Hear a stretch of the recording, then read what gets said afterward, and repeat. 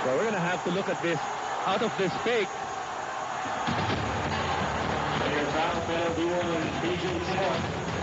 Para inadvertently natamaan ng paa ni Peter Jun Simon itong mukha ni Paulo Mendoza. And ang tumama doon sa mukha ni Paulo Mendoza yung kanang paa. Ito si PJ Simon. Now that's one of the trademarks of Paulo Mendoza. And seems to have sustained a cut on the kisser. Itong si Paulo Mendoza. Now we're going to take a look at this again. Out of this ball fake,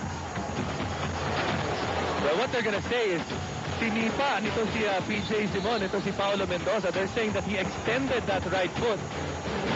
Kaya naman siya tinawagan ng flagrant foul, penalty 1. And Joseph on the bench is saying, teka, ako yung ninja. But strangely enough, ito si Joseph Yo. Like we said, at alam natin, he was suspended in Game 5. Pero usually, he comes out quite early as one of the substitutes. Pero hindi pa ginagamit nito si Coach Boyet Fernandez. Well, Joseph Yo waiting for his chance to contribute. Si Paulo Mendoza naman, at least nakangiti na si Paulo ngayon. Siya po ay tinamaan ng inadvertently sipa mula kay Simon, which was called a flagrant foul penalty 1. And what's funny is, alam natin, ito si Paulo Mendoza, mahilig sa kabayo to eh. Kung iisipin mo, kung masisipa siya nung isa sa mga kabayo niya. And I think up to now, they're still trying to address itong, it seems to be bleeding dun sa labi ni Paulo Mendoza. Kaya nilagay na ng bulak, kaya ganyan na itsura, Hindi po nagpa-facelift itong si Paulo. So 2 free throws for Paulo Mendoza.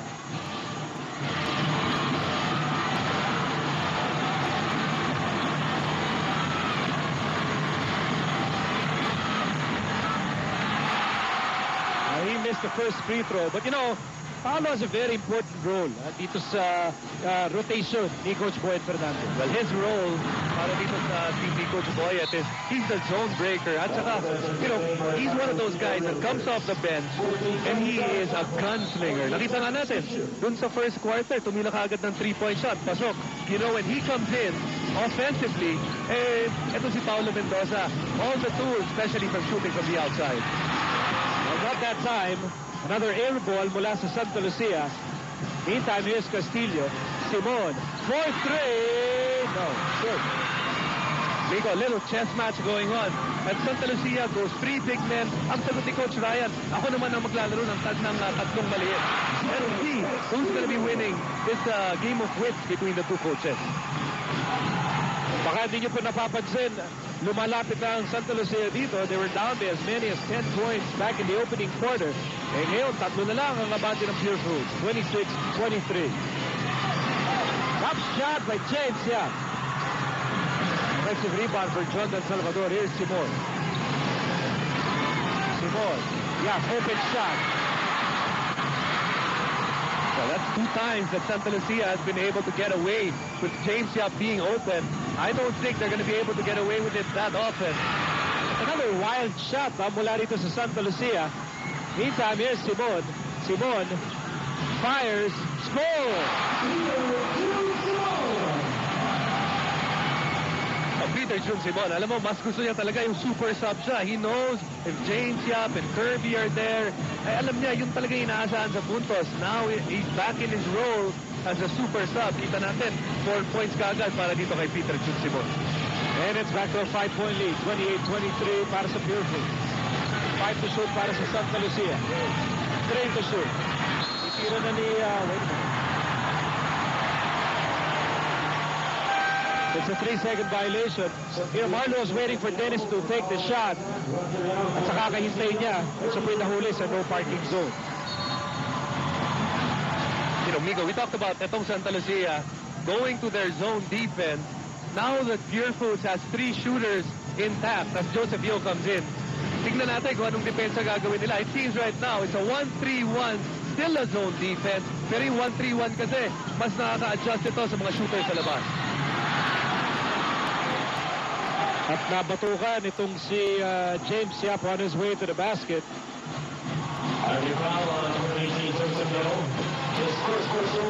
Well, there reunited. Wasting no time in renewing their love affair. Joseph Yo and James Yap. So si Joseph Yo ang tinawagan ng foul is first personal at yan po ang first team foul laban sa Santa Lucia. As James Yap connects on the first free throw.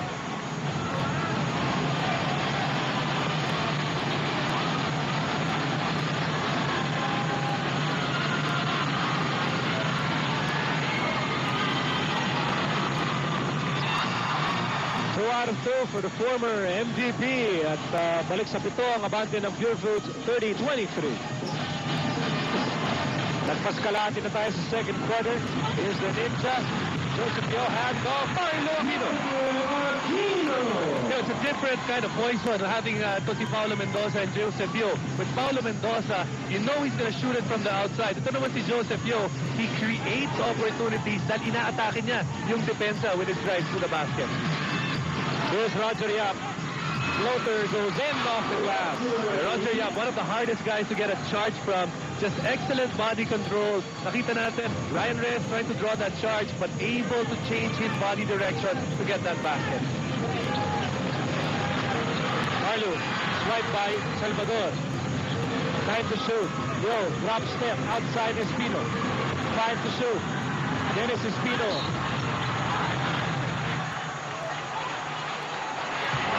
He really manufactured this trip to the line. Pinaghirapan niya ito.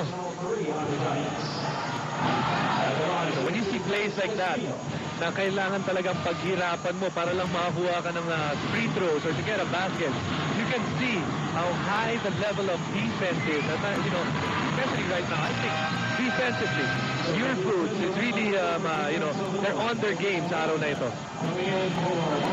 That's true. As Omolon checks back in the ballgame for Marlo Aquino. Si Kirby Raimundo, by the way, tinawagan ng foul is second.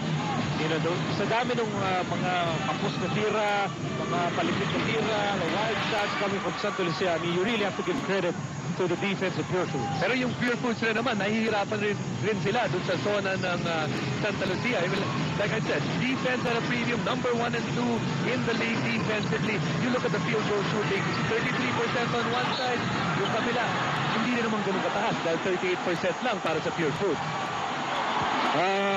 Mr. Buddy Bernardo is on the court complaining to referee Boy Cruz. May humawa kasi dito kay James Yap on his way to the basket. Si Bitoy Omolon ang tinawagan ng foul is first personal. Yan po ang second team foul laban sa Santa Lucia, sending Yap to the line. James Yap.